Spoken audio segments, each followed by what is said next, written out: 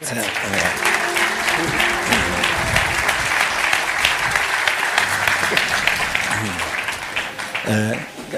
afternoon, everyone, ladies and gentlemen, distinguished guests, distinguished policy authorities.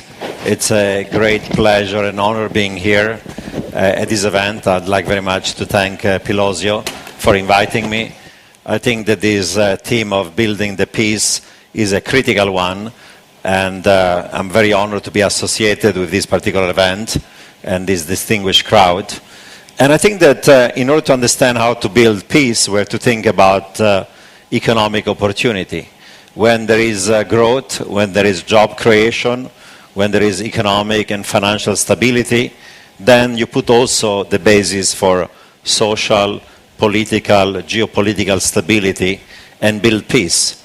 When instead there is economic turmoil, economic and financial crisis, recession, lack of jobs, unemployment, that leads to social instability, political instability, to conflict among nations, and sometimes can even lead to military conflict and war.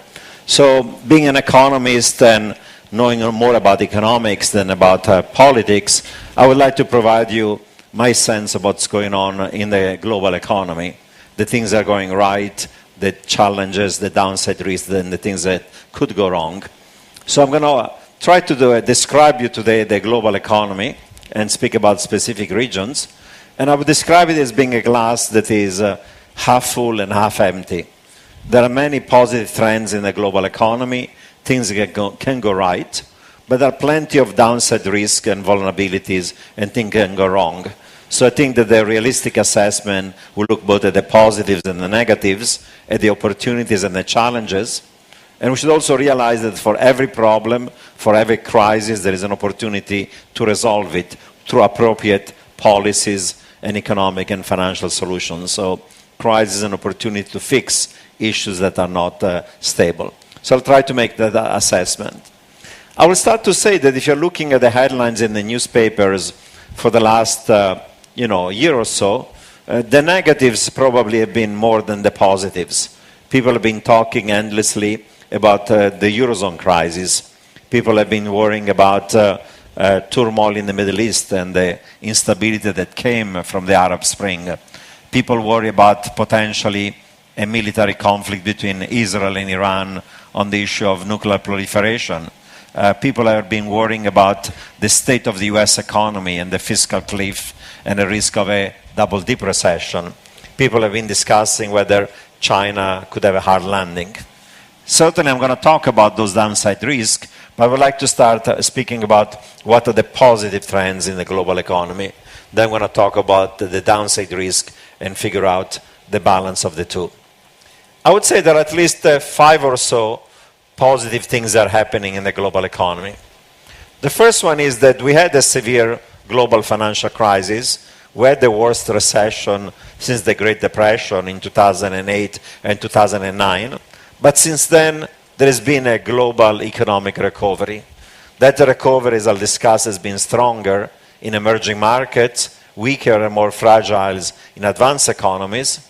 But this global financial crisis led to a Great Recession. This Great Recession could have ended up into another Great Depression, but luckily, thanks to the right policy responses, we avoided that. And starting with the middle of 2009, there has been a global economic recovery.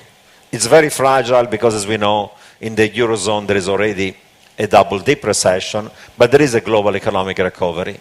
And even financial markets that in March of 2009 reached a low, stock markets around the world, since then they've rallied both in advanced economies and emerging markets in US by more than 100%. So there is a global economic and financial recovery. We avoided another Great Depression that could have occurred if the policy response had been the wrong one. The second positive about the global economy is not just a cyclical phenomenon, but is more circular and long-term. It's the rise of the economic, trading, and financial power of emerging market economies. Even if every economy in the world was growing its own potential rate, the potential growth rate of advanced economies is relatively low. Potential growth in Italy and the Eurozone might be maybe 1.5%, maybe for some countries 2%. Potential growth in Japan is only 1.5%. US maybe is closer to 2.5%. But if you're looking at emerging markets from Asia to Latin America, to Central Europe, to even Sub-Saharan Africa, in the last decade, the average growth rate of these emerging markets has been about 6%. So advanced industrial economies are more mature. There is not much population growth. There is not much productivity growth. So they can barely grow 1.5% to 2%. But for the last few decades, emerging markets have been growing 6%. Some cases like China, closer to 10%.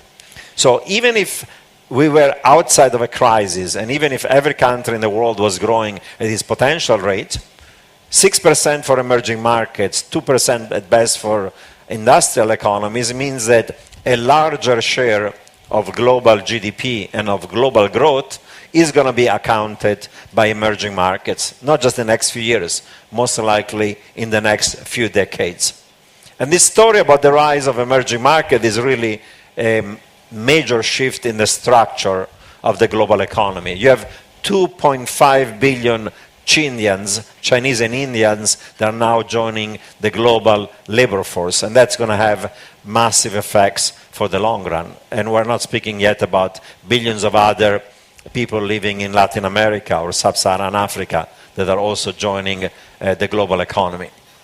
So a larger share of global growth is going to be counted by emerging market. In my view, that's a positive, and it's a positive because it means that there will be many locomotives, many engines, many poles and sources of global economic growth. It's not going to be anymore just the traditional sources that used to be United States, Europe, Japan, and a few advanced economies. There'll be more diversifications of the sources of economic growth. And the story about emerging markets is not just about China or India or emerging Asia that has been growing very robustly for a while, but there are many positive things happening today in Latin America. Many of these Latin American economies now are following market-oriented policies. They are social, economical, and politically more stable. They have lots of opportunity to grow from resources to manufacturing, you name it, and they're growing robustly. Many parts of Central Europe are doing well, not all of them, but from Poland to the Czech Republic and others. There are many parts of Central Asia that are doing well, starting, for example, with countries like Kazakhstan. Take even in the Middle East. The headlines in the newspapers, of course, for the last year and a half have been about the Arab Spring and revolts and all the other political changes, but let's not forget, there is a huge amount of wealth, oil and energy wealth in the Gulf and other oil and energy exporting countries in the Middle East. And all this wealth can be used at productive use and is being put at productive use to increase economic growth in the Gulf and in the rest of the Middle East and the North African region, if we can stabilize these economies and these societies. So there is great opportunity. Take even Sub-Saharan Africa. For a long time, Sub-Saharan Africa was a region of the world with underdevelopment, poverty, diseases, civil wars, fragility, and you name it.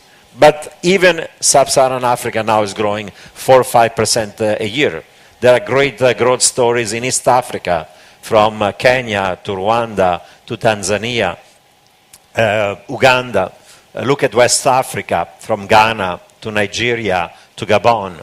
Or look at Southern Africa, South Africa, Mozambique, Angola, Botswana, and other countries. So even Sub-Saharan Africa is going to be a region that's going to need growth, and it's getting growth, consumption, investment, infrastructure, housing, real estate, ports, and other things. They're going to grow these economies as becoming more stable.